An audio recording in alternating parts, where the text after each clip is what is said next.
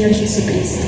Esperando que se encuentren bien física, mental y espiritualmente, les invito a que tomen sus instrumentos espirituales para estudiar esta hermosa lección número 25, titulada La Hora del Juicio. ¿Qué vamos a encontrar en esta lección?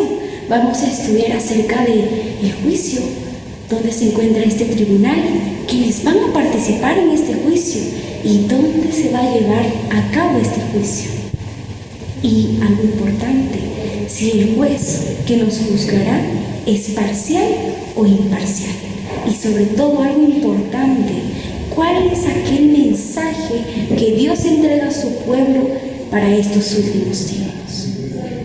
Teniendo esto presente, mi querido hermano, te invito a que me acompañes en una oración para ser dirigidos en este estudio solamente mediante el Espíritu Santo. Padre nuestro que estás en el cielo, santificado y honrado sea tu nombre. Gracias, Señor, por las múltiples bendiciones que nos has concedido durante todos estos días. Te pedimos, Señor, asimismo, que perdones nuestros pecados, cada pensamiento, cada acto que cometemos y te ofende.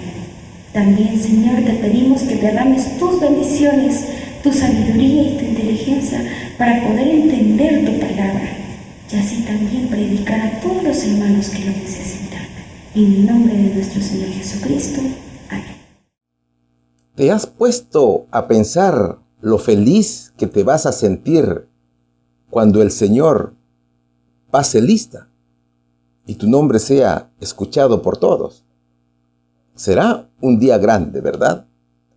Solo que antes que eso suceda, seremos sometidos a juicio. No a un juicio que da temor, sino a un juicio en el cual los hijos de Dios serán puestos en alto. Ese juicio tiene 3 fases: el juicio investigador, la sentencia y la ejecución de la sentencia. Ahora, Dios es un Dios de amor y hace el último llamado al mundo. Dios no quiere que nadie se pierda, sino que tenga vida eterna. Y vi volar del cielo a otro ángel que tenía el evangelio eterno para predicarlo a los moradores de la tierra, a toda nación, tribu, lengua y pueblo, diciendo a gran voz: temed a Dios y dale gloria, porque la hora de su juicio ha llegado, y adorad a aquel que hizo el cielo y la tierra, el mar y la fuente de las aguas. Dice Apocalipsis capítulo 14, versículos 6 y 7. Ese ángel es el verdadero pueblo de Dios, que hoy te está llamando y te dice: adora al Creador, guarda el sábado, porque el día sábado es apartado y santificado por el Señor. Son tiempos, mis hermanos, en la cual debemos vivir en constante arrepentimiento, porque en el día del juicio todo se sabrá. La lección lleva por título La hora del juicio. Mis hermanos, con la bendición de Dios, sean todos bienvenidos al estudio de la Biblia. Ya estamos listos para iniciar este hermoso estudio. Esta lección tiene 3 hermosos subtemas y también tiene 8 preguntas. El primer subtema dice visión del juicio. El segundo se titula juicio completado antes del regreso de Jesús. Y el subtítulo número 3 dice norma en el juicio. Así que vamos a comenzar con el desarrollo de la lección. Vamos a comenzar por el primer subtítulo que dice visión del juicio. ¿Qué declaran las Escrituras acerca de toda persona y sus acciones buenas o malas? Vamos a estudiar el libro de Eclesiastés capítulo 12, versículo 14. Porque Dios traerá toda obra a juicio, juntamente con toda cosa encubierta, ya sea buena o sea mala. Segunda de Corintios capítulo 5 versículo 10 dice lo siguiente: porque es menester que todos nosotros comparezcamos ante el tribunal de Cristo, para que cada uno reciba según lo que haya hecho mientras estaba en el cuerpo, ya sea bueno o sea malo. A ver, vayamos por el título. El título de la pregunta dice visión del juicio. En varios pasajes de la Biblia encontramos que Dios vendría con millares y millares de ángeles y sometería a juicio a los moradores de la tierra. Por ejemplo, Enoc anunciaba que Dios ejecutaría su juicio sobre todos. Así lo escribe Judas capítulo 1 versículos 14 y 15. Isaías predica a Dios venir con fuego para hacer juicio. Y el profeta Jeremías anuncia el momento en que Jehová rugirá desde lo alto y tiene juicio contra las naciones. Mientras que Daniel dio a conocer el tiempo cuando el juez se iba a sentar. Y el juez se sentó, dice, y los libros fueron abiertos. También el Señor Jesucristo se refirió al juicio final. El Señor dijo que el juicio a Sodoma y Gomorra era menos severo que el juicio que vendría a Israel por rechazar la luz que tuvieron y por despreciarlo como el Mesías. Jesús dijo que los hombres darán cuenta de toda palabra ociosa en el juicio. Así lo dijo en Mateo capítulo 12, versículo 36. Pablo declaró que Dios ha designado un día en que juzgará al mundo. El apóstol mostró que un juicio futuro se encuentra implantado en la conciencia humana. Así lo escribe el apóstol en su carta a los Romanos, capítulo 1, versículo 32. Y así hay muchos más versos, mis queridos hermanos. Entonces, juicio proviene del hebreo mishpat, que significa decisión, significa derecho, justicia, ordenanza. Y también proviene del griego krima, que significa sentencia judicial, y crisis, que significa acto de juzgar, ejecución de una sentencia. Juicio, entonces, se refiere al proceso de juzgar, como está escrito en Deuteronomio capítulo 1, versículo 17. A la decisión judicial, a la sentencia, como está escrito en Apocalipsis capítulo 17, versículo 1. A las decisiones de Dios como la expresa voluntad revelada. Así está escrito en Salmos capítulo 19, versículo 9. A la justicia en sí, o a la ejecución de una sentencia previamente definida, como la escribe Jeremías capítulo 51, versículo 9, y también Apocalipsis capítulo 19, versículo 2. Entonces, fíjate, el juicio existe, ¿cierto? Solo que es previo a la venida del Señor Jesús. Aunque mucha gente piensa que el juicio es la destrucción final de todo, pero no es así. El juicio como proceso tiene sus etapas. ¿Cuáles son esas etapas? Primero la investigación o el juicio investigador. Luego viene la sentencia y luego la ejecución de la sentencia. Solo que antes de ejecutar sentencia a los impíos, hay un periodo de comprobación de sentencia. Eclesiastés capítulo 12, versículo 14 dice: porque Dios traerá toda obra a juicio, juntamente con toda cosa encubierta, ya sea buena o sea mala. El juicio, mis queridos hermanos, se inició el año 1844, tal cual lo profetizó Daniel, en la gran profecía de las 2300 tardes y mañanas, en la cual Cristo inicia su obra en el lugar santísimo, ¿cierto? Este es el juicio investigador. Ahora, el juicio es primero a la iglesia. Y a partir de 1844, la obra de cada uno pasa bajo la mirada de Dios. Y es registrada e imputada, ya sea como fidelidad o infidelidad. Esa es la señal. Frente a cada nombre. ¿Te das cuenta? En los libros del cielo aparecen con terrible exactitud cada mala palabra, cada acto egoísta, cada deber descuidado y cada pecado secreto, con todas las artimañas y astucias. Allá aparecen las amonestaciones, también aparecen las reconversiones divinas, despreciadas, los momentos perdidos, las oportunidades que hemos desperdiciado, la influencia ejercida para bien o para mal, con sus abarcantes resultados.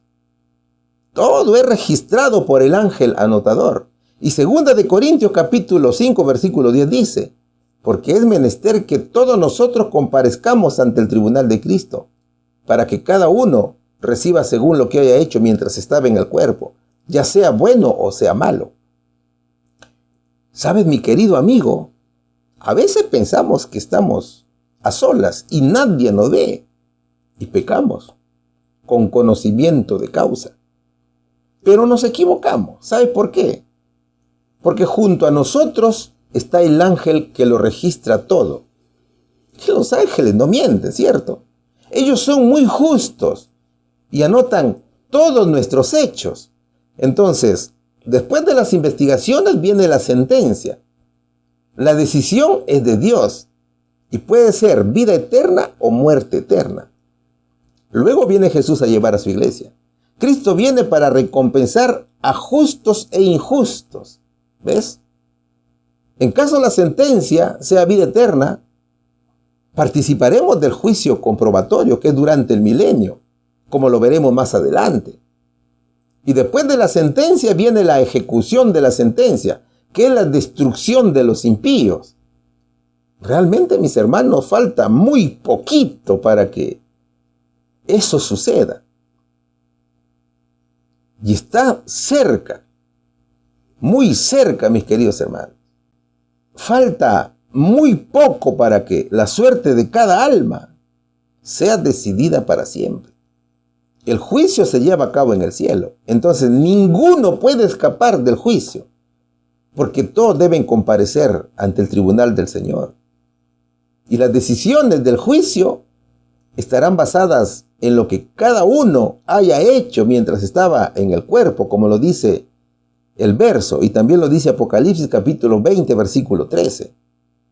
¿Y cuál será la norma del juicio? La norma del juicio son los 10 mandamientos de la ley de Dios. También lo vamos a estudiar más adelante. Esa norma se llama la ley de la libertad, como está escrita en Santiago capítulo 2, versículo 12. El juicio de Dios, mis hermanos, será muy justo. El juicio es decisivo y de consecuencias eternas. Así está escrito en Hebreos capítulo 6, versículo 2. Por lo tanto, es necesario que el pueblo de Dios dé a conocer al mundo esta verdad. Debemos utilizar todos los medios que tengamos para anunciar el juicio de Dios. Facebook, YouTube, Telegram, TikTok, Instagram, etc. Por lo menos debemos compartir el trabajo de los hermanos como amonestación al mundo. Dios nos ha llamado a formar parte de su pueblo y para predicar el mensaje de salvación al mundo. Es por eso que decimos que somos el pueblo escogido de Dios, ¿cierto? Entonces, somos los favorecidos por sobre todos los demás pueblos en la tierra. Por lo tanto, si decimos que somos la iglesia de Dios, hagamos nuestra tarea, mis queridos hermanos. Pregonemos la buena nueva de la salvación a toda nación, tribu, lengua y pueblo, como lo dice el mensaje angelical. Vamos a la respuesta. ¿Qué declaran las Escrituras acerca de toda persona y sus acciones buenas o malas? Las Escrituras dicen que todos seremos sometidos a juicio. Pregunta número 2. ¿Qué nos dice la pregunta número 2? ¿Qué vio Daniel en visión? Vamos a estudiar el libro precisamente de Daniel, capítulo 7, versículos 9 y 10. Estuve mirando hasta que fueron puestos unos tronos, y un anciano de grande edad se sentó, cuyo vestido era blanco como la nieve, y el pelo de su cabeza como lana limpia. Su trono llama de fuego, sus ruedas fuego ardiente. Un río de fuego procedía y salía de delante de él. Millares de millares le servían y millones de millones asistían delante de él. El juez se sentó y los libros fueron abiertos. El profeta dice que estuvo mirando. Y el subtítulo habla de una visión. Pero, ¿qué es una visión? La visión es una forma, es una manera sobrenatural por medio del cual Dios comunicaba su voluntad a los profetas.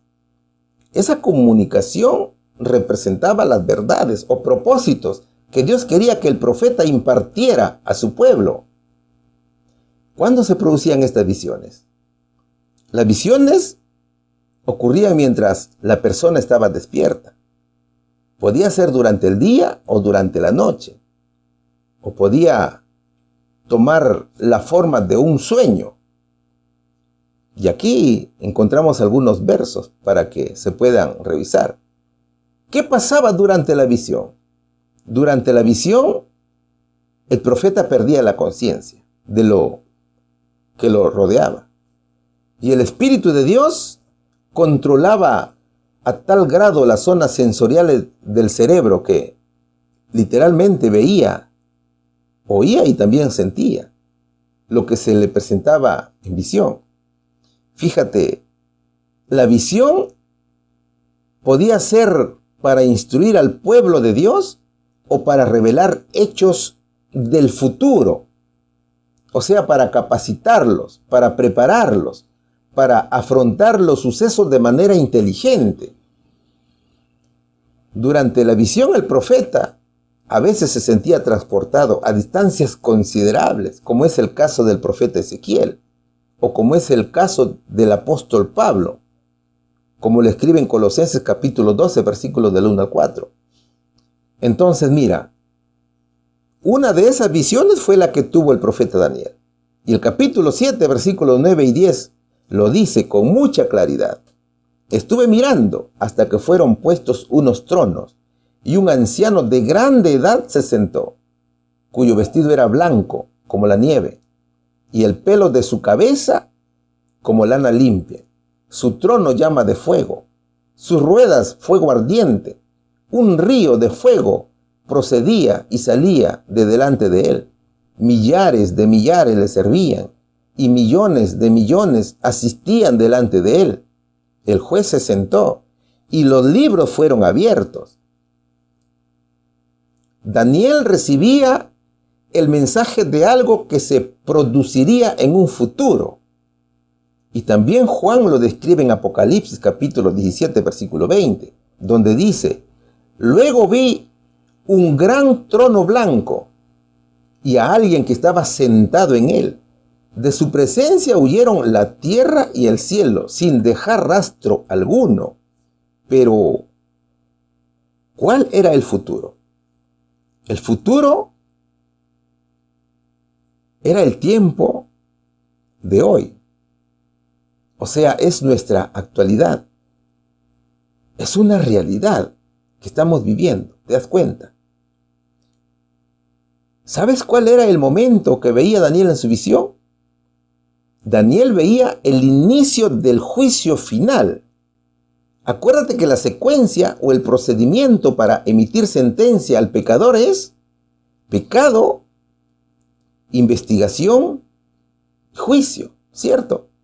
Pero pon atención aquí, mi querido amigo. El juicio es primero para los santos, es decir, para la iglesia, o para quienes están inscritos en los libros del cielo. El juicio tiene 3 fases. El juicio investigador, que es antes de la segunda venida de Jesús. El juicio se inicia con los muertos, o sea, con Abel. Luego es con los vivos. Y aquí Dios muestra el por qué los justos serán salvos. Y se determina quiénes van al cielo y quiénes se quedan. Así lo dice Primera de Pedro, capítulo 4, versículo 17. Segundo, es el juicio ejecutivo. Ese es en la segunda venida de Jesús. O sea, de los justos muertos y los santos vivos, todos ellos son salvos. Ellos van con Jesús al cielo. Así lo escribe Mateo capítulo 25, versículo 1. ¿Te das cuenta? Eso es el juicio a la iglesia. Pero luego llega una nueva fase. Y esta es la tercera fase. Se inicia el juicio a los impíos o a los que creyeron en Jesús, pero no obedecieron sus mandamientos. Esto es este juicio. El juicio investigador a los malvados es durante el milenio. Así lo escribe Apocalipsis capítulo 20, versículos 4 y 6. Aquí participan todos los santos que fueron con Jesús al cielo y que en este momento están siendo juzgados, como le escribe 1 Corintios capítulo 6, versículos del 2 al 4. Luego del milenio se ejecuta la sentencia para los malvados. Este es el juicio ejecutivo. Después del milenio, ante el gran trono blanco, como lo dice Apocalipsis capítulo 20, versículos del 11 al 15. En esta fase serán castigados y ejecutados todos aquellos que se perdieron, es decir, aquellos que se mantuvieron rebeldes y no aceptaron la salvación. Ellos son los que morirán para siempre, juntamente con Satanás y sus demonios, ¿ves? Ahora, en esta pregunta estudiaremos el inicio del juicio investigador. ¿Cuándo comenzó el juicio? Ya lo dijimos que fue el año 1844, ¿cierto? Eso lo sabemos por la gran profecía de las 2300 tardes y mañanas. En 1844, nuestro gran sumo sacerdote Jesús entró en el lugar santísimo del santuario celestial para comenzar la obra del juicio investigador, tal cual lo hacía el sumo sacerdote terrenal una vez al año. Ahora, en el día de la expiación del santuario terrenal, el día del juicio era un día en el cual se demandaba que el pueblo afligiera sus almas delante de Dios y confesara sus pecados para que pudieran ser expiados y borrados. Entonces, nosotros hoy también debemos hacer lo mismo. Cristo en el santuario de lo alto está intercediendo a favor de su pueblo y emitirá sentencia en cada caso. Acuérdate que esa sentencia es irrevocable. ¿Qué más sucede aquí? De acuerdo a la visión de Daniel, el tribunal ocupa su lugar. Y el primer elemento que interviene en el juicio final es el anciano de gran edad, o anciano de días, como lo dice la versión Reina y Valera 1960. Observa que en este verso se escribe por única vez a Dios el Padre como en forma humana. ¿Cómo es un anciano? Es una persona de edad avanzada, ¿cierto? O sea, Daniel presenta a Dios Padre como un juez humano de gran edad. Esa es la simbolización. Un anciano lleno de sabiduría, sentado en su tribunal y eterno. Así como le escribe Salmos capítulo 90, versículo 2. El manto blanco simboliza la absoluta pureza moral del juez divino, como lo enseña Isaías capítulo 1, versículo 18. Nos recuerda los vestidos blancos de los 24 ancianos que rodean el trono de Dios, escrito en Apocalipsis capítulo 4, versículo 4. Y también lo que vestirán los santos algún día. El cabello blanco simboliza sabiduría y ancianidad, características que lo califican como juez en el mundo. ¿Te das cuenta? La descripción del trono de Dios es como una llama de fuego con ruedas ardientes y representa los juicios divinos, tal cual lo escribe Salmos capítulo 50, versículos 3 y 4. Es decir, el verso nos habla de la gloria, de la santidad, de la eternidad de Dios. Y millones le sirven, dice la palabra de Dios. El fuego es la gloria de Dios, que perdura por la eternidad. Ahora, fíjate bien en el verso 10. Allí dice que cuando el juez se sentó, los libros fueron abiertos. ¿Cuáles fueron esos libros? La Biblia presenta 3 libros. El libro de la vida del Cordero, como lo escribe Filipenses capítulo 4, versículo 3. El libro de las memorias, como lo escribe Malaquías capítulo 3, versículo 16. Y el libro de las acciones, o libro de los pecados, o de las malas acciones, si lo queremos ver de esa manera, como está escrito en Apocalipsis capítulo 20, versículo 12. Es decir, todos seremos juzgados en base a los registros de esos libros. Y también de la ley de Dios, de los 10 mandamientos. En esos libros se encuentra descrita la historia de cada ser humano. Entonces, mi querido amigo, cada uno de nosotros tiene un caso pendiente en el tribunal celestial, que Dios llevará a juicio. Ahora, esto no nos debe asustar. Muchos tienen miedo al juicio. ¿Sabes por qué no nos debe asustar? Porque el juicio es a favor del pueblo de Dios. Porque Cristo está defendiéndonos de las acusaciones del diablo. Es que nosotros dependemos de Cristo. Y con el juicio seremos restaurados, protegidos, y también el Señor va a señalar a los perseguidores del pueblo de Dios. Dicho en otras palabras, en el juicio se determina quién realmente cree en Dios y quién dice creer en Dios, pero no obedece. ¿Cuál sería aquí la respuesta? ¿Qué vio Daniel en visión? Daniel vio el inicio del juicio divino. El juez se sentó y los libros fueron abiertos, dice la palabra de Dios. Pregunta número 3. ¿Qué nos dice la pregunta número 3? Estamos estudiando el subtítulo Visión del Juicio. A medida que avanza el juicio celestial, ¿quién continúa activo en la tierra? ¿Cuándo tiene lugar este juicio? Vamos a estudiar el libro de Daniel, capítulo 7, versículos 11 y 12. Yo entonces miraba a causa de la voz de las grandes palabras que hablaba el cuerno. Miraba hasta tanto que mataron la bestia y su cuerpo fue deshecho y entregado para ser quemado en el fuego. Habían también quitado a las otras bestias su señorío y les había sido dada prolongación de vida hasta cierto tiempo. A ver, el verso nos habla de los imperios que fueron representados por las bestias. Cada una de las bestias fue destruida, ¿cierto? Pero de la última bestia nace el cuerno pequeño. Ahora, mientras en el cielo se inicia con el juicio investigador, en la tierra el papado continúa con la blasfemia contra Dios. Recuerda que el cuerno pequeño es Roma transformada, ¿cierto? Y de esa Roma transformada nace el cuerno pequeño, que es el papado, o la Iglesia Católica. Como ya lo hemos estudiado además en las lecciones anteriores. Incluso el profeta Juan, en el capítulo 17 de Apocalipsis, recibe de parte de Dios una visión. Este cuerno pequeño, o el papado, en esta visión, el cuerno pequeño recibe el nombre de Babilonia. Y Dios hace mención a ciertas características de este poder, y que ya había presentado el profeta Daniel en el capítulo 7, para que nosotros podamos identificar a este poder con mucha facilidad. Una de las características es que el papado es la única nación en la cual está unida la iglesia y el Estado. Además se caracteriza por perseguir y vencer a los santos. Es un poder que blasfema contra Dios y se rebela contra Dios. Además, mi querido hermano, el catolicismo romano en el libro de Apocalipsis es conocido como Babilonia la Grande. Así está escrito en Apocalipsis capítulo 17, versículo 5.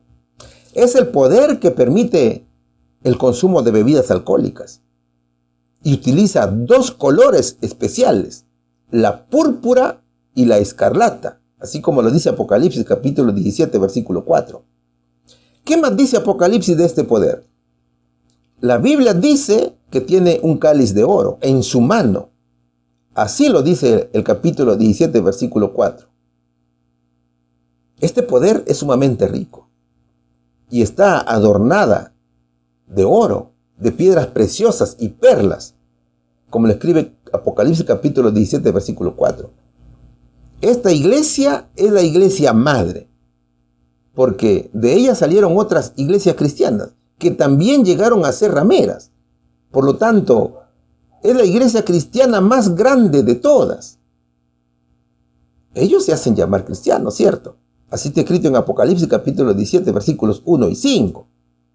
Recuerda que el apogeo del cuerno pequeño fue de 1260 años. Y fue hasta los inicios de la Revolución Francesa, en donde la bestia fue herida de muerte, tal cual lo describe Apocalipsis capítulo 13, versículo 3. Esa profecía de Daniel fue cumplida el 20 de febrero de 1798, cuando el general Berthier, bajo el mando de Napoleón Bonaparte, invadió Roma y declaró el fin del dominio político del papado. Con la captura del Papa Pío VI, finalizó de manera temporal la supremacía de la Iglesia. Pero ¿sabes qué, mi querido amigo? Esa herida fue sanada. Es por eso que te decía que esa supremacía había finalizado de manera temporal. La herida que se le produjo en ese momento al papado fue sanada el 11 de febrero de 1929, cuando se produjo la firma del Tratado de Letrán por Benito Mussolini y el cardenal Piero Gasparri. Con ese tratado se restauró el poder temporal perdido por el papado en el año 1798. Y desde entonces el papado trabaja para construir su fuerza política de otros tiempos. Y de eso se maravilló toda la tierra, dice la profecía en Apocalipsis capítulo 13, versículo 3. Fíjate, a raíz de ese tratado, el mundo quedó sorprendido por la manera como el poder papal volvió a vivir. El mundo se sorprendió. ¿Sabes por qué se sorprendió también? Por las cuestiones sociales, culturales, ambientales, políticas y morales que el papado discute. Y eso lo hace abiertamente con todos los líderes mundiales. ¿O es que acaso el mundo no está maravillado de ver al papado adaptando los discursos para atraer hacia sí a las personas con carisma, simpatía y afecto?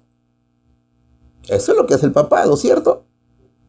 Y eso es que lo dice también la Nueva Versión Internacional, en el mismo Apocalipsis capítulo 13, versículo 3, donde dice, el mundo entero, fascinado, iba tras la bestia. Es por eso que el Papa se hace llamar el representante de Cristo y la gente lo acepta. El papado pensó cambiar la ley de Dios.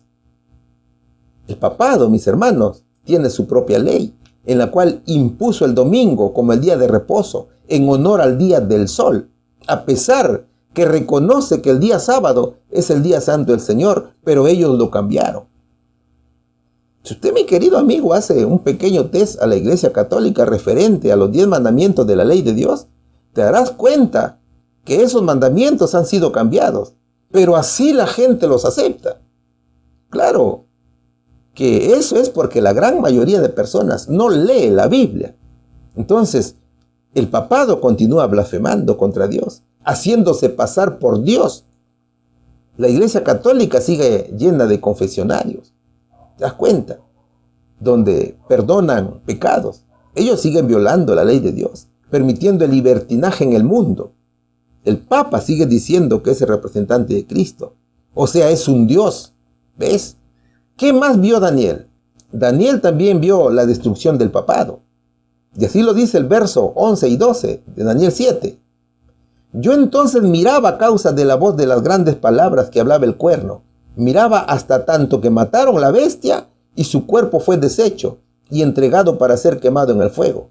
Habían también quitado a las otras bestias su señorío y les había sido dada prolongación de vida hasta cierto tiempo.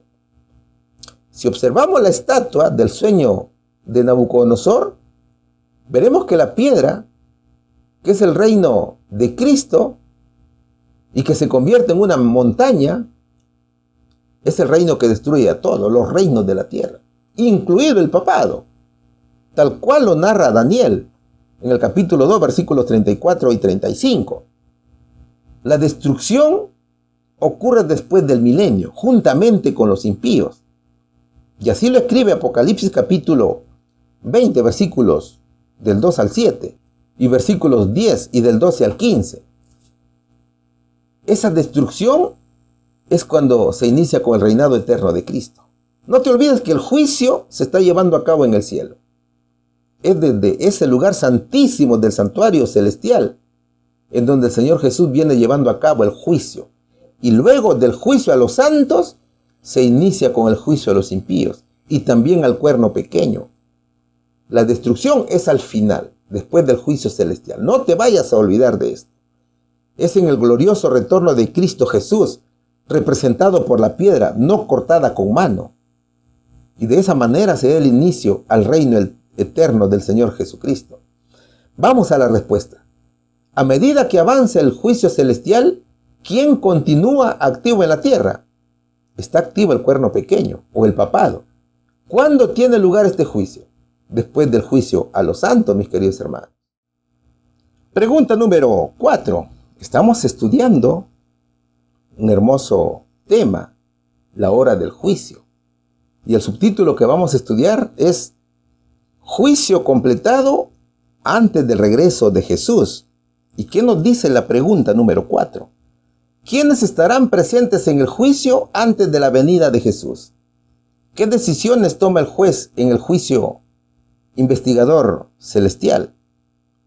Daniel capítulo 7 versículos 13, 14, 26 y 27 dicen lo siguiente.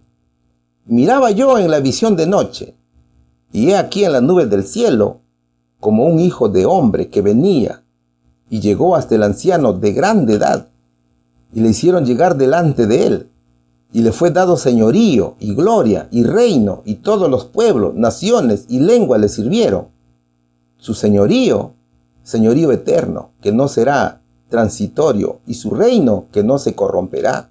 Pero se sentará el juez, y le quitarán su señorío, para que sea destruido y arruinado hasta el extremo, y que el reino y el señorío y la majestad de los reinos debajo de todo el cielo sea dado al pueblo de los santos del Altísimo, cuyo reino es reino eterno, y todos los señoríos le servirán y obedecerán.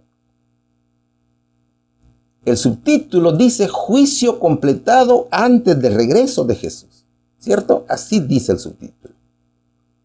El juicio mostrado en Daniel capítulo 7 tiene 3 escenas, ¿cierto?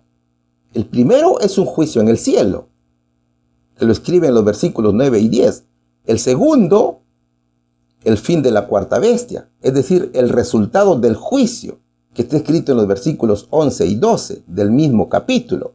Y el tercero, la recepción del reino por el Hijo del Hombre, de nuestro Señor Jesucristo, que está escrito en los versículos 13 y 14. Las 2 primeras etapas ya lo hemos estudiado. Y ahora veremos la entrega de los reinos al Señor Jesús y la destrucción del pecado y de los reinos hacedores del pecado. Y estos versos nos muestran lo más hermoso del juicio. Miraba yo en la visión de noche, y aquí en la nube del cielo como un hijo de hombre que venía, y llegó hasta el anciano de grande edad, y le hicieron llegar delante de él, y le fue dado señorío, y gloria, y reino, y todos los pueblos, naciones y lenguas le sirvieron. Su señorío eterno, que no será transitorio, y su reino que no se corromperá, dice Daniel capítulo 7, versículos 13 y 14. El Hijo del Hombre que veía Daniel era Jesús. La venida de Cristo descrita aquí no es su segunda venida a la tierra, no, sino que viene hacia el anciano de días en el cielo. ¿Para qué viene el Señor Jesús al anciano de días? Para recibir el dominio y la gloria y un reino que le será dado a la conclusión de su obra mediadora por el pecador. Esto fue al finalizar los 2300 días, específicamente en el año 1844. Él viene acompañado por ángeles celestiales. Es nuestro gran sumo sacerdote que entra en el lugar santísimo y en la presencia de Dios. Allí inicia la última parte de su gran obra en beneficio del hombre. Es el inicio de la obra del juicio y también de la expiación por todos aquellos que resulten tener derecho a ella. Qué bonito, ¿verdad? ¿Y quién estaba con Jesús? Daniel 7:27 lo dice. Y que el reino y el señorío y la majestad de los reinos debajo de todo el cielo sea dado al pueblo de los santos del Altísimo, cuyo reino es reino eterno, y todos los señoríos servirán y obedecerán. ¿Sabes quiénes estaban allí? Eran los salvos, los que alcanzaron la vida eterna. Ellos, los santos del Altísimo, recibirán el dominio del reino eterno de Dios. Por eso que el Señor decía, ¿no es cierto?, que quería compartir su herencia con su pueblo. Pero ¿qué pasó con la bestia y los impíos? Daniel capítulo 7 versículo 26 lo dice. Pero se sentará el juez y le quitarán su señorío para que sea destruido y arruinado hasta el extremo. ¿Sabe quién será destruido y arruinado hasta el extremo? Es el papado. Cristo ha vencido, mis queridos hermanos. Primera Tesalonicenses capítulo 1 versículo 8 dice, en llama de fuego para dar retribución a los que no conocieron a Dios, ni obedecen el evangelio de nuestro Señor Jesucristo. ¿Sabes, mi querido hermano? Nosotros debemos conocer cómo es el juicio en el cielo y el porqué de la destrucción de los impíos. Estos versos que te vamos a presentar nos van a ilustrar. ¿Qué dijo Jesús cuando estuvo en la tierra? Mateo capítulo 11 versículos 21 y 22 de la Nueva Versión Internacional de la Biblia dice lo siguiente: ¡ay de ti, Corazín! ¡Ay de ti, Betsaida! Si se hubieran hecho en Tiro y en Sidón los milagros que se hicieron en medio de ustedes, ya hace tiempo se hubieran arrepentido con muchos lamentos. Pero les digo que en el día del juicio será más tolerable el castigo para Tiro y Sidón que para ustedes. Esto es un ay de lamento. Es como decir, pobre de ti en el día del juicio. ¿Te das cuenta? O sea, en el juicio, cada uno es responsable de lo que ha hecho y de lo que tiene. Cada uno es juzgado de acuerdo a la luz que tenemos. El Señor no te va a juzgar porque no sabes, pero sí te juzgará por algo que sabiendo que debemos hacerlo, no lo hacemos. ¿Te das cuenta? Si rechazaste la luz, serás juzgado. ¿Ves? Por eso vas a ser juzgado, porque rechazaste la luz. A veces pensamos de una manera errónea. Un día conversando con una de las personas que guarda el día domingo, y le hablaba del sábado, me decía, bueno, no creo que Dios sea tan malo para condenarnos por no guardar el día sábado. ¿Te das cuenta? En este caso, la persona conoce la luz. El problema es que la rechaza. Hay personas que saben que el día domingo no es el día del Señor, pero insisten en seguir en esa iglesia. ¿Y sabes por qué siguen? Por el qué dirán. ¿Te das cuenta? Muchos en el mundo no le dan importancia a los 10 mandamientos de la ley de Dios. Observa ahora lo que dice Juan capítulo 5 versículo 24. Les digo la verdad. Todos los que escuchan mi mensaje y creen en Dios, quien me envió, tienen vida eterna. Nunca serán condenados por sus pecados, pues ya han pasado de la muerte a la vida. Escuchar y creer. Hay dos elementos importantes aquí. Y Romanos capítulo 8 versículo 1 dice, ahora pues, ninguna condenación hay para los que están en Cristo Jesús, los que no andan conforme a la carne, sino conforme al Espíritu. O sea, para afrontar el juicio es necesario 3 cosas: escuchar, creer y permanecer en Cristo. Esto es la obediencia. Con la obediencia es lo que vamos a alcanzar el reino eterno, mis queridos hermanos. Y con la desobediencia solo queda acompañar a Satanás, que será lanzado al fuego.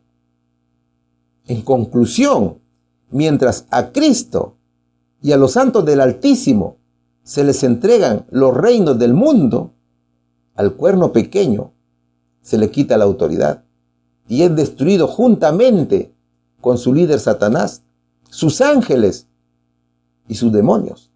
¿Cuál sería aquí, mis hermanos, la respuesta? ¿Quiénes estarán presentes en el juicio antes de la segunda venida de Jesús? Dios Padre y Jesús. ¿Qué decisiones toma el juez en el juicio investigador celestial? Jesús recibe el reino y los santos del Altísimo reinarán con él. Pregunta número 5. ¿Qué nos dice la pregunta número 5? Vamos a leerlo. ¿Quién más presentó el mensaje de la llegada del juicio? Estudiaremos el libro de Apocalipsis, capítulo 14, versículos 6 y 7. Y vi otro ángel volar en medio del cielo, que tenía el evangelio eterno, para predicarlo a los que moran en la tierra, y a toda nación y tribu y lengua, y a toda nación y tribu y lengua y pueblo, diciendo en alta voz: temed a Dios y dadle gloria, porque la hora de su juicio ha venido. Y adorad a aquel que hizo el cielo y la tierra, y el mar y la fuente de las aguas. Primera de Pedro, capítulo 4, versículo 17 dice: porque es tiempo de que el juicio comience por la casa de Dios. Y si primero comienza por nosotros, ¿cuál será el fin de aquellos que no obedecen el evangelio de Dios? El subtítulo dice juicio completado antes del regreso de Jesús, ¿cierto?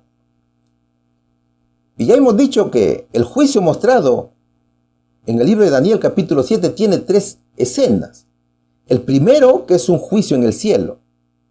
El segundo, que es el fin de la cuarta bestia, es decir, el resultado del juicio. Y el tercero, que es la recepción del reino por el Hijo de Dios. Mira, Dios ha hecho todo para salvar al ser humano de esa muerte eterna. Todo lo hizo por amor. Desde que el pecado entró en la tierra, Dios ha revelado su plan para redimir al pecador. Pero ese plan de salvación tiene un final. Porque tanto amó Dios al mundo que dio a su Hijo unigénito para que todo el que cree en Él no se pierda, sino que tenga vida eterna. Dice el libro de San Juan, capítulo 3, versículo 16. Cristo vino como hombre, predicó la palabra de Dios, dio a conocer al Padre y también dio a conocer el reino de los cielos. En conclusión, Dios cumplió su promesa. Solo que para alcanzar la vida eterna, el ser humano tiene que poner de su parte. Así lo dice Eclesiastés capítulo 12, versículo 13. El fin de todo discurso oído es este: teme a Dios y guarda sus mandamientos, porque esto es el todo del hombre. Solo 2 cosas debe hacer el ser humano. ¿Cuáles son? La primera, teme a Dios. Y la segunda, guarda sus mandamientos. El temor a Dios puede ser de 2 clases, negativo o positivo. El temor negativo es el miedo. Es ese terror angustiante y aterrador hacia Dios. O sea, es temblar y huir de su presencia. Por ejemplo, Adán después del pecado. ¿Qué dijo Adán? Oí tu voz en el huerto y tuve miedo, y me escondí, dice Génesis capítulo 3, versículo 10. Pero el temor que nos menciona el verso no es de miedo. Ese temor de la cual habla el versículo es un temor positivo. O sea, es un sentimiento abrumador de asombro, que reverencia profunda, gratitud hacia Dios. Eso es lo que nos muestra el verso. Una reverencia inmensa hacia nuestro Señor. Ese sentimiento nos conlleva a amarlo y a obedecerle. Y somos atraídos sin resistirnos a Él. Por ejemplo, la forma y el asombro en la cual reaccionó Pedro al ver el hermoso milagro de la pesca. ¿Te acuerdas esa hermosa lección? Al ver esto, Simón Pedro cayó de rodillas delante de Jesús y le dijo: apártate de mí, Señor, soy un pecador. Es que él y todos sus compañeros estaban asombrados ante la pesca que habían hecho. Así lo escribió Lucas capítulo 5, versículos 8 y 9. Este tipo de temor hace que no huyamos de Dios, sino que nos asombremos y nos aferremos de Él, que lo alabemos, que lo adoremos, que le obedezcamos. Y todo por amor. Así como lo hizo Pedro, ¿te das cuenta? En conclusión, mis hermanos, temer a Dios es creer en Él. Eso es el temor a Dios. Y la segunda es guarda sus mandamientos. Este es el segundo elemento, o la segunda cosa que el hombre tiene que hacer. Por ese temor positivo a Dios, nos gozamos en guardar los 10 mandamientos de la ley de Dios. Y el sábado se convierte ¿en qué? El sábado se convierte en una delicia. ¿Te das cuenta? Ahora, ¿por qué temer a Dios? Es que hay una tremenda diferencia entre Él y nosotros. Dios es nuestro creador y también es nuestro sustentador. No solamente de la tierra, sino de todo el universo. Y nosotros somos seres insignificantes creados en el mundo. Dios es santo y nosotros somos pecadores. Dios es muy poderoso y nosotros somos débiles. Que sin Él no podemos hacer nada. Mis hermanos, donde hay amor no hay miedo. Y el amor a Dios echa fuera al miedo. Y así está escrito en Job capítulo 28, versículo 28. ¿Ves? Y dijo al hombre, he aquí que el temor del Señor es la sabiduría, y el apartarse del mal, la inteligencia. El juicio de Dios, entonces, no es miedo. ¿Sabes por qué? Porque el juicio de Dios es esperanza. Solo que el hombre no quiere aceptar la gran verdad. Esta gran verdad que la da a conocer Jesús. El ser humano ha sido sumergido en un mundo lleno de oscuridad.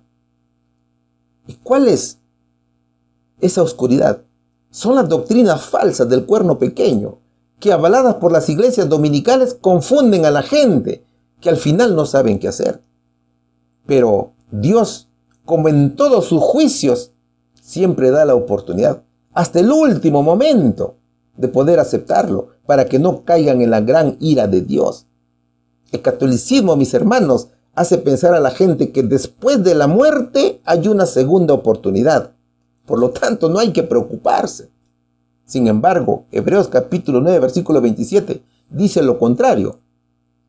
Y de la manera que está establecido para los hombres, que mueran una sola vez, y después de esto, el juicio.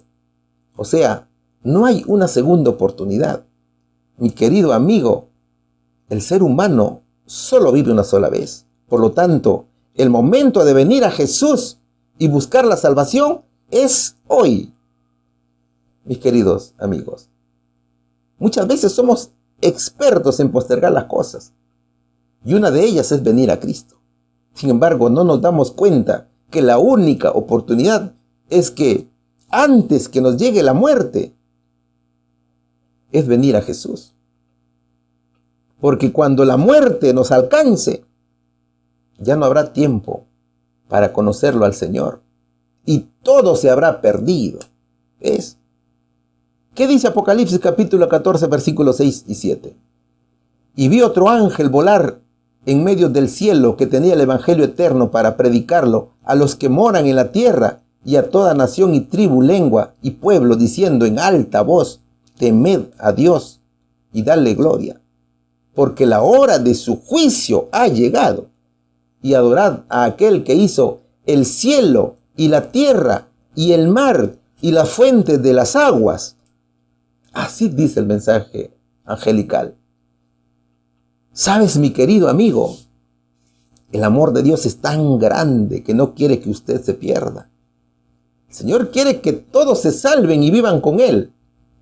Es por eso que antes de anunciar su decisión final, antes de mostrar quiénes son salvos y quiénes no, anuncia al mundo su juicio. Envía a su iglesia para dar a conocer a toda la humanidad que pronto viene el Señor. El ángel del cual habla el verso es el movimiento adventista. O sea, antes de culminar la gran profecía de las 2300 tardes y mañana, Dios envió al movimiento adventista a proclamar arrepentimiento y confesión ante el verdadero Dios. El texto dice que esta profecía encontró su cumplimiento desde el año 1840 hasta el año 1844. Y tanto en Europa como en América, algunos hombres de fe y oración se sintieron profundamente conmovidos cuando su atención se concentró en las profecías, y al examinar el registro inspirado, descubrieron evidencias convincentes de que el fin de todas las cosas estaba cerca.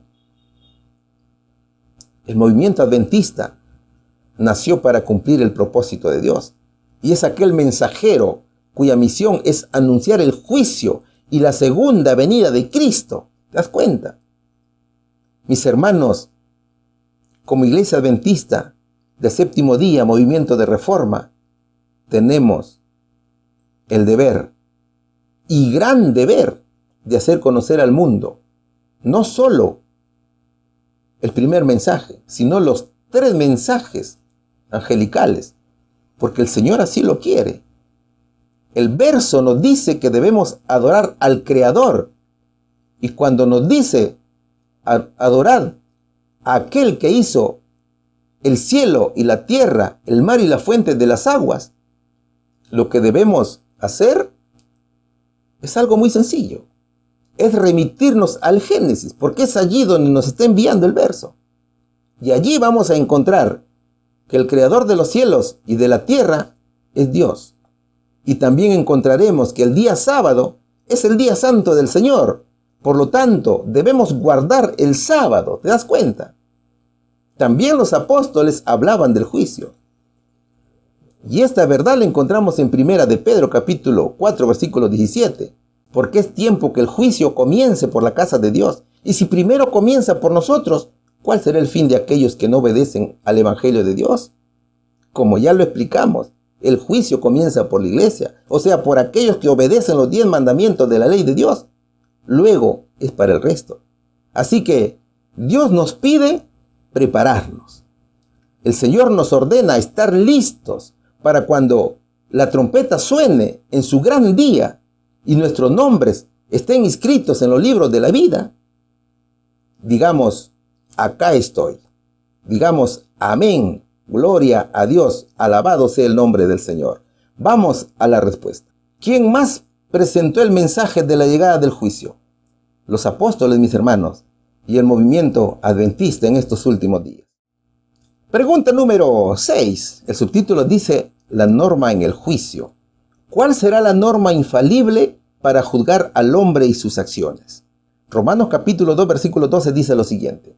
Porque todos los que sin ley pecaron, sin ley también perecerán. Y todos los que en la ley pecaron, por la ley serán juzgados. Santiago capítulo 2, versículos 12 y 13 dice, así hablad, y así haced como los que habéis de ser juzgados por la ley de la libertad. Porque juicio sin misericordia será con aquel que no hiciere misericordia, y la misericordia se gloría contra el juicio. A ver, desde que el pecado entró en el mundo, todos somos culpables, todos somos pecadores, ¿cierto? No hay justo ni aun uno, dice la palabra de Dios. Y el juicio se realiza con los 10 mandamientos de la ley de Dios, como norma infalible. El juicio es tanto para creyentes como para no creyentes. No hay privilegio para nadie aquí. Del juicio no hay escape. Es por eso la importancia de obedecer los 10 mandamientos de la ley de Dios. Todos seremos juzgados por las cosas escritas en los libros.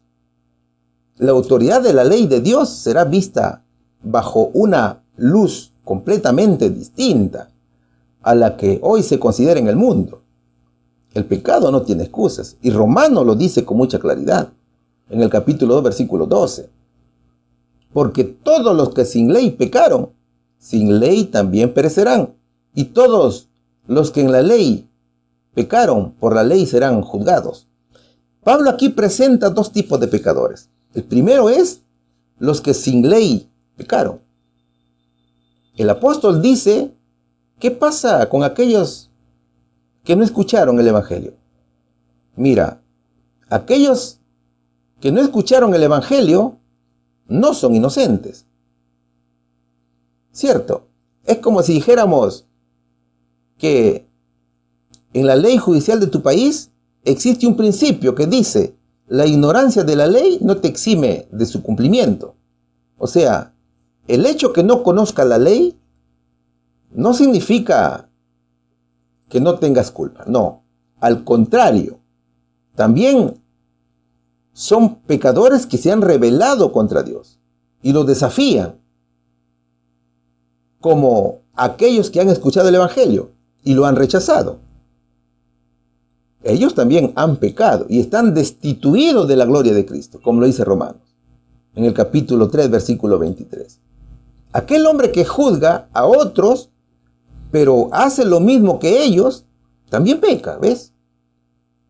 Puedes encontrar una persona que no escuchó el Evangelio, pero si hace actos buenos es porque ha visto a otro hacerlos, ¿te das cuenta? Entonces, actúa por lo que le dicta su conciencia, pero en realidad actúa que está pecando, ¿te das cuenta? Eso es por un lado, pero también lo podemos ver desde otro punto de vista. Fíjate, en el mundo, muchos dicen que ya no vivimos bajo la ley, sino bajo la gracia. ¿Has escuchado eso, no es cierto? Ellos niegan la existencia de la ley, por lo tanto, viven sin ley. Ellos no tienen ley. ¿Qué significa eso? Eso significa que utilizan la gracia para invalidar la ley y también para acomodar la palabra de Dios a su propia conveniencia, ¿te das cuenta? Es por eso que escuchas a denominaciones cristianas decir, todos los días son días santos del Señor. Otros dicen, el día santo del Señor es el domingo, porque resucitó en el domingo. Mientras que otros dicen que no hay ley porque el divorcio es válido, o que el diezmo fue solamente para los judíos. Otros dicen que la ley de Dios fue para los hebreos también, de esa época, porque Jesús la clavó en la cruz, ¿ves? Eso es invalidar la ley. Por lo tanto, viven sin ley. Entonces, cuando Santiago capítulo 2, versículos 2 y 13 dice, así hablad y así haced, como los que habéis de ser juzgados por la ley de la libertad, porque sin juicio, sin misericordia será con aquel que no tiene misericordia, y la misericordia se gloría contra el juicio. Está hablando que todos seremos juzgados por Dios por la única ley de la libertad. ¿Y cuál es la ley de la libertad? Los 10 mandamientos de la ley de Dios. Lo que pasa, mi querido amigo, es que Satanás ha cegado y ha confundido el entendimiento del mundo, tal cual lo hizo con Adán y Eva, que los condujo a la transgresión de la ley. Entonces, Pablo dice que nadie está por encima de la santa ley de Dios. El pecado es inexcusable. No importa quién lo cometa. Y en el gran día no habrá excusas. En el juicio, Dios será reconocido como santo, justo y bueno en todo, mis queridos hermanos. ¿Cuál sería aquí la respuesta? ¿Cuál será la norma infalible para juzgar al hombre y sus acciones? Los 10 mandamientos de la ley de Dios. Pregunta número 7. ¿Dónde se registran las acciones de cada persona? ¿Qué se consultará en el juicio cuando se trate de los hechos del hombre? Estudiaremos el libro de Daniel, capítulo 7, versículo 10. Un río de fuego procedía y salía de delante de él. Millares de millares le servían y millones de millones asistían delante de él. El juez se sentó y los libros fueron abiertos. Apocalipsis capítulo 20, versículo 12 dice, y vi los muertos grandes y pequeños de pie ante Dios, y los libros fueron abiertos. Y otro libro fue abierto, el cual es el libro de la vida. Y fueron juzgados los muertos por las cosas que estaban escritas en los libros según sus obras. A ver, hemos estudiado el proceso del juicio. Hemos estudiado quién es el juez, la ley con la cual seremos juzgados, pero ahora veremos cuáles son los expedientes por los cuales se lleva a cabo el juicio. O sea, ¿cuáles son los libros? El verso dice que el Supremo Tribunal ya está instalado. Al Señor Jesús se le da toda potestad de juzgar y en presencia de Dios Padre se abren los libros. El lugar del juicio es el lugar santísimo y cada siervo de Dios será juzgado. Recuerda, mi hermano, que en el cielo cada uno tiene una imagen propia. Esa imagen son los registros de los libros. Ahora, tanto Daniel como Juan en el libro del Apocalipsis dicen que el juez se sentó y los libros fueron abiertos. La Biblia nos habla de 3 libros. El libro de la vida del Cordero, como lo escribe Filipenses capítulo 4 versículo 3 y Apocalipsis capítulo 3 versículo 5. El libro de las memorias, como lo escribe Malaquías capítulo 3 versículo 16. Y el libro de los pecados o de las malas acciones, como le escribe Apocalipsis capítulo 20, versículo 12. Y también Mateo capítulo 12, versículo 36. Veamos el primer libro. El primer libro es el libro de la vida. A través de sus profetas, Dios reveló la existencia de un libro muy especial. El libro de la vida se menciona por primera vez en Éxodo capítulo 32, versículos del 31 al 32, cuando Moisés le pide a Dios que perdone el pecado de Israel por haber adorado al becerro de oro. Caso contrario, le pide Moisés que sea borrado de su registro.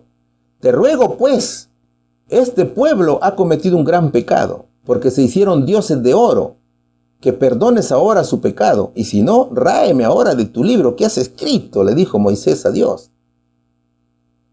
Eso está escrito en Éxodo capítulo 32, versículo 32. También el Señor Jesús dijo a sus discípulos, regocijaos de que vuestros nombres están escritos en los cielos. Así lo dice Lucas capítulo 10, versículo 20. También lo hizo el apóstol Pablo, cuando nombró a varios hermanos. Él dijo, cuyos nombres están en los libros de la vida, en Filipenses capítulo 4, versículo 3. Es decir, en este libro se registran los nombres de personas que aceptan a Cristo como su Salvador personal. Este libro es espiritual y le pertenece a Jesús. Es por eso que Juan dice que en la Nueva Jerusalén solo vivirán aquellos que fueron inscritos y permanecieron firmes hasta el final. En este libro están anotados los que recibirán la vida eterna, dice Apocalipsis capítulo 21, versículo 27 de la Biblia, traducción al lenguaje actual. Es decir que en el libro de la vida se encuentran registrados los nombres de quienes son considerados justos ante Dios. Por lo tanto, si permanecen fieles hasta el fin, vivirán para siempre, tal cual lo dice Daniel capítulo 12, versículo 1. Ahora, ¿qué sucede si alguien es borrado del libro de la vida? Significa que está sentenciado a morir para siempre, o lanzado al lago de fuego, como lo escribe Apocalipsis capítulo 20, versículo 15. Y Dios fue claro cuando respondió a Moisés, al que pecare contra mí, a ese raeré yo de mi libro. Así lo escribió en Éxodo capítulo 32, versículo 33. Entonces Dios con este mensaje dijo a Moisés que la salvación es personal. Entonces mira, ¿quiénes son aquellos que son borrados? Pon atención al versículo. Apocalipsis capítulo 13, versículo 8 lo dice. Y la adoraron todos los moradores de la tierra, cuyos nombres no estaban escritos en el libro de la vida del Cordero, que fue inmolado desde el principio del mundo. ¿A qué se refiere aquí? Aquí se refiere a aquellos que desobedecen a Dios, que se rebelan contra Dios y aceptan al día domingo como día de reposo. Día domingo es la marca de la bestia, ¿te das cuenta? Después tenemos el libro de las memorias. En este libro se registran las buenas obras de los que temen a Jehová y de los que piensan en su nombre, como lo escribe Malaquías capítulo 3, versículo 16. O sea, en este libro se registra lo que hemos hecho por amor al prójimo, la prédica de la palabra de Dios, las obras misioneras. Dicho en otras palabras, se registra lo hecho por amor a Dios. Fíjate, en el juicio, mis hermanos, se examinará el uso de cada talento que Dios nos ha dado, o los dones. O sea, cómo hemos empleado esos dones que Dios nos entregó. Cómo hemos empleado nuestro tiempo, nuestro conocimiento, nuestra voz, nuestro dinero, nuestra influencia. ¿Qué más se examinará? Se examinará también qué hemos hecho con la luz y la verdad que se nos confió para hacer a los hombres sabios para la salvación. ¿Ves? Ahora, también se examinarán las palabras de fe, nuestros actos de amor. Todo está registrado en el cielo. Y un gran ejemplo lo encontramos en el libro de Nehemías, capítulo 13, versículo 14, cuando dice, acuérdate de mí, oh Dios mío, y no borres mis obras piadosas que he hecho por la casa de mi Dios. Son esos actos los que Dios guarda en ese libro. Son esos actos de justicia que Dios inmortaliza. Entonces, mira, conforme los libros de memoria se van abriendo en el juicio, las vidas de todos los que hayan creído en Jesús pasan ante Dios para ser examinados por Él. La apertura de los libros se inicia con Abel y continúa con las primeras almas que vivieron en la tierra. Es aquí donde nuestro abogado, que es Cristo, presenta los casos de cada generación y termina con los vivos. Cada nombre es mencionado. Cada caso es cuidadosamente investigado. ¿Qué más se registra en el libro de la memoria? Toda tentación resistida, todo pecado vencido, todo mensaje de ánimo, los actos de sacrificio, todo padecimiento y todo pesar sufrido por causa de Cristo. Una de las grandes evidencias de la existencia de este libro es cuando el salmista dice: tú cuentas los pasos de mi vida errante, por mis lágrimas en tu redoma. ¿No están en tu libro? Eso es lo que se pregunta el salmista en el capítulo 6, versículo 8. Entonces, son nuestros actos de amor y fe, mis queridos hermanos. Y el tercer libro es el libro de los pecados o de las malas acciones. En este libro aparecen hasta los secretos más ocultos de cada persona. También aparecen los motivos por los cuales no fueron confesados ante Dios. ¿Qué dice la Biblia al respecto? En Eclesiastés capítulo 12, versículo 14 de la Nueva Versión Internacional. Pues Dios juzgará toda obra, buena o mala, aún la realizada en secreto. ¿Qué dijo el profeta Isaías en el capítulo 65, versículos 6 y 7? He aquí que esto está escrito delante de mí, vuestras iniquidades y las iniquidades de vuestros padres, juntamente, dice Jehová. El Señor Jesús en el libro de Mateo, capítulo 12, versículos 36 y 37, dice: pero yo les digo que en el día del juicio todos tendrán que dar cuenta de toda palabra ociosa que hayan pronunciado, porque por tus palabras se te absolverá y por tus palabras se te condenará. También lo dice Pablo en 1 Corintios capítulo 4, versículo 5. Él sacará a luz lo que está oculto en la oscuridad y pondrá al descubierto las intenciones de cada corazón. Es en este libro donde cada pecado es investigado con mucha minuciosidad. Y son pecados de los cuales no nos hayamos arrepentido y que tampoco no los hayamos abandonado. Son estos pecados los que no se perdonarán ni se borrarán de los libros, sino que continuarán registrados como testimonio contra el pecador en el día de Dios. Son las acciones cometidas a la luz del día o en la noche y pensamos que nadie nos observa, pero que son conocidos por Dios. Es que durante nuestra vida siempre estamos acompañados por ángeles de Dios que testificaron cada pecado y lo registraron en los libros del cielo. La persona puede ser tan culta, muy inteligente, y los pecados pueden ser tan secretos que podemos negarlos u ocultarlos del padre, de la madre, de la esposa, de los hijos, de los amigos. Y tal vez morimos sin que nadie se entere. Pero cuando estemos ante Dios, esos pecados nos desnudan ante los seres celestiales. Entonces, mi querido amigo, ahora entendemos el por qué en estos últimos tiempos tenemos que estar a cuentas con Dios. Tenemos que vivir en constante ayuno y profunda oración, tal cual se hacía en el día del Yom Kippur del santuario terrenal. ¿Cuál sería aquí la respuesta? ¿Dónde se registran las acciones de cada persona? En el cielo, mis hermanos. ¿Qué se consultará en el juicio cuando se trate de los hechos del hombre? Los libros, mis queridos hermanos. Pregunta número 8. Hemos llegado al final de la lección. Y la pregunta dice lo siguiente: ¿qué decisión se tomará por aquellos que confiesan sus pecados y son perdonados mediante la sangre de Jesús? Por lo tanto, ¿cuál debería ser nuestro deseo y oración ahora, mientras Jesús intercede por su pueblo ante el Padre? Estudiaremos el libro de Proverbios capítulo 28, versículo 13. El que encubre sus pecados no prosperará, mas el que los confiesa y se aparta alcanzará misericordia. Primera de Juan capítulo 1, versículos 8 y 9 dice: si decimos que no tenemos pecado, nos engañamos a nosotros mismos, y la verdad no está en nosotros. Si confesamos nuestros pecados, Él es fiel y justo para perdonar nuestros pecados y limpiarnos de toda maldad. Salmos capítulo 51, versículos 7 y 10 dice: Purifícame con hisopo y será limpio. Lávame y seré más blanco que la nieve. Crea en mí, oh Dios, un corazón limpio y renueva un espíritu recto dentro de mí.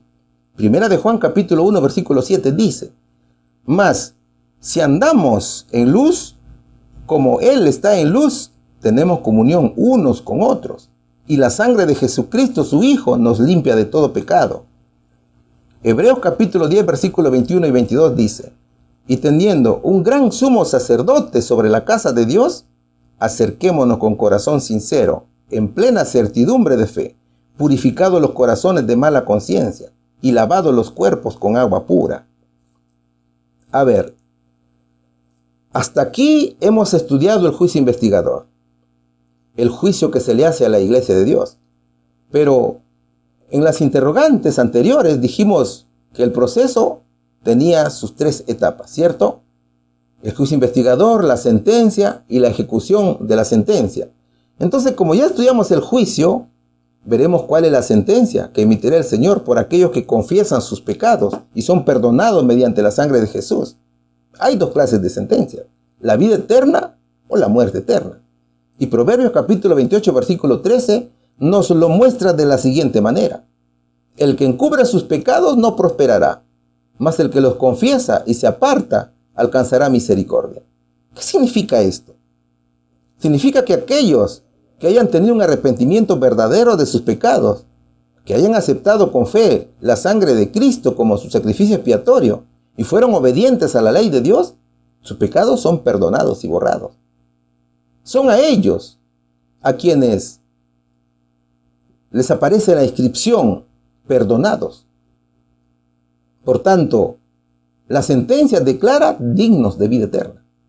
Ahora, ¿cómo sabemos que Dios borra nuestros pecados? Nosotros lo sabemos por el profeta Isaías, capítulo 43, versículo 25. ¿Qué dice allí? Yo soy aquel que borro tus transgresiones a causa de mí mismo, y no me acordaré más de tus pecados. También Cristo Jesús dijo: El que venciere será vestido de vestiduras blancas, y no borraré su nombre del libro de la vida. Y confesaré su nombre delante de mi Padre y delante de sus ángeles, como dice Apocalipsis capítulo 3, versículo 5. Es por eso que debemos interrogarnos constantemente. ¿Estamos venciendo? ¿Nos estamos esforzando para salir victoriosos? ¿Y cuál es una de las estrategias que nos dejó Cristo? Él dijo en Mateo capítulo 10, versículo 32 y 33. A cualquiera, pues, que me confiese delante de los hombres, yo también le confesaré delante de mi Padre, que está en los cielos. Y a cualquiera que me niegue delante de los hombres, yo también le negaré delante de mi Padre que está en los cielos. Él dijo que mientras demos a conocer su palabra, no debemos tener miedo, porque Él está siempre con nosotros. Aunque nos enfrentemos a la persecución, debemos tener siempre presente que tenemos recompensa al final de todo. ¿Sabes cuándo confesamos a Jesús delante de los hombres? Cuando reconocemos a Cristo como nuestro Creador y guardamos el sábado como día santo del Señor. ¿Y cuándo se lo niega? Cuando se guarda el domingo. ¿Te das cuenta? O sea, cuando se desobedece la ley de Dios. Entonces mira, si queremos alcanzar el título de dignos para la vida eterna, es mejor actuar correctamente. Nunca debemos ocultar los pecados a Dios. Siempre debemos estar confesando todo a Cristo, sabiendo que a Él no se lo puede engañar, tal cual lo dice Primera de Juan, capítulo 1, versículo 8. Si decimos que no tenemos pecado, nos engañamos a nosotros mismos, y la verdad no está en nosotros. Si confesamos nuestros pecados, Él es fiel y justo para perdonar nuestros pecados, y limpiarnos de toda maldad. Ahora, ¿qué debemos hacer para alcanzar el perdón de los pecados?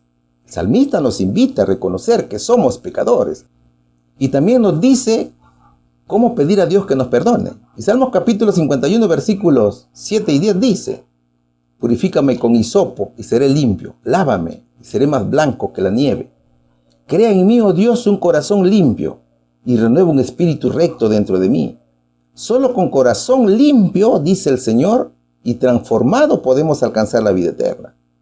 El salmista nos invita a pedir perdón y cambiar el carácter. ¿Te das cuenta? Mi querido amigo, el juicio tendrá lugar en presencia de todos los mundos. ¿Sabes por qué? Porque en este juicio el gobierno de Dios será vindicado y su ley se destacará como santa, justa y buena. Y es allí donde conoceremos la espantosa magnitud del pecado. Es allí donde todos verán cuál es la relación que tienen con Dios. En este poco tiempo que nos queda para ver a Cristo venir en las nubes, tenemos que andar en luz y mostrar a Cristo como único Salvador. Primera de Juan capítulo 1 versículo 7 dice: mas si andamos en luz como Él está en luz, tenemos comunión unos con otros. Y la sangre de Jesucristo, su Hijo, nos limpia de todo pecado. Si queremos realmente permanecer inscritos en el libro de la vida, debemos permanecer en Jesús, sabiendo que en el cielo tenemos un gran defensor que es Cristo. Y teniendo un gran sumo sacerdote sobre la casa de Dios, acerquémonos con corazón sincero, en plena certidumbre de fe, purificados los corazones de mala conciencia y lavados los cuerpos con agua pura, dice Hebreos capítulo 10, versículos 21 y 22. Mis hermanos, la voluntad de Dios es que todos se laven, que todos entiendan estos eventos. Y nosotros tenemos una gran misión, que es dar a conocer al mundo las implicancias de la desobediencia. En el cielo tenemos un gran sumo sacerdote que preside sobre las cortes celestiales. Sin embargo, es necesario que hagamos también nosotros nuestra parte. Tenemos que estar en constante ayuno y oración hasta que venga nuestro Señor Jesucristo, tal cual se hacía en el santuario terrenal. ¿Cuál sería aquí la respuesta? ¿Qué decisión se tomará por aquellos que confiesan sus pecados y son perdonados mediante la sangre de Jesús? Les serán borrados sus pecados y serán dignos de la vida eterna. Por lo tanto, ¿cuál debería ser nuestro deseo y oración ahora, mientras Jesús intercede por su pueblo ante el Padre? Debemos pedir perdón y que nos limpie de toda maldad. Mis hermanos, hoy hemos estudiado cuál es el proceso del juicio final. Y el profeta Daniel nos narra la visión del juicio, es decir, el momento en que nuestro Señor Jesucristo inicia el juicio en el lugar santísimo del cielo.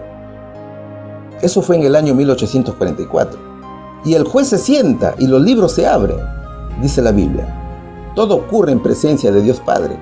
Este es el momento esperado por todos los santos. Es el momento en que Dios traerá toda obra a juicio. En este juicio no hay nada secreto que no se pueda revelar. Eso es en el cielo. Mientras que en la tierra, el papado sigue transgrediendo la ley de Dios. En la tierra el papado sigue influenciando ante la gente para perdición eterna. Es aquí donde el catolicismo permite todo tipo de blasfemias contra Dios, desobediencia, rebelión, mientras que en el cielo vemos que los libros se abren. Primero el libro de la vida. Este libro contiene los nombres de quienes se han convertido al camino de Dios y han dedicado su vida a servirle. Luego, el libro de las memorias, en el cual se registran las buenas acciones de los que temen a Jehová, le obedecen y hacen su voluntad. Luego encontramos el libro de los pecados o de nuestras malas acciones. Es que Dios traerá toda obra a juicio. Todos los secretos, dice la palabra de Dios, sean buenos o sean malos. Este juicio es completado antes del regreso de Cristo. O sea, no es que Jesús viene y recién se inicia el juicio. No, no es así. Dios viene solamente a llevar a quienes fueron encontrados limpios y fueron merecedores a la vida eterna. Eso es lo que sucede. Ahora, ¿cuál es la norma en el juicio? ¿O con qué ley se juzga? Es con los 10 mandamientos de la ley del Señor. El primer juicio es a la iglesia, luego a los impíos. Entonces, al concluir el juicio, viene la sentencia. Los que fueron hallados dignos de la vida eterna irán con Jesús, y el resto será condenado a muerte eterna. El juicio a la iglesia comienza con Abel, que fue el primero en morir por hacer la voluntad de Dios, por obedecer al Señor. En el juicio a los muertos se determina quiénes son dignos de la resurrección. Después de los muertos, el juicio es a los vivos. Allí se determina quiénes viven en Cristo Jesús, o sea, quienes obedecen a Dios y hacen su voluntad. Finalmente viene la ejecución de la sentencia. Cristo viene con su galardón para recompensar a los salvos y para castigar a los impíos. Mis queridos amigos, estamos viviendo en los últimos días de gracia en el mundo. Venga pronto a Cristo, póngase a cuentas con Él para que pueda afrontar el juicio. Que la bendición de Dios sea para todos y cada uno de vosotros, en el nombre de Jesús. Amén. ¿Y qué te pareció el desarrollo de esta lección, querido hermano? Hemos aprendido qué acción se está llevando a cabo en el cielo en nuestros últimos tiempos. Y la pregunta es, ¿estamos a cuentas con el juez? Aún tenemos tiempo, mis queridos hermanos. Sigamos escudriñando las Sagradas Escrituras para que un día, cuando toque nuestro juicio en el cielo, el juez nos encuentre preparados. Para finalizar, vamos a realizar una última oración. Padre nuestro que estás en el cielo, santificado y honrado sea tu nombre. Gracias, Señor, por habernos acompañado durante el desarrollo de toda esta lección. Asimismo, te pedimos perdón por no haberlo desarrollado de la mejor manera. Te pedimos, Señor, de que tu Espíritu Santo more en nuestros corazones, para que así cada día podamos seguir estudiando tu palabra y estar a cuentas contigo el día que toques nuestro juicio. En el nombre de nuestro Señor Jesucristo.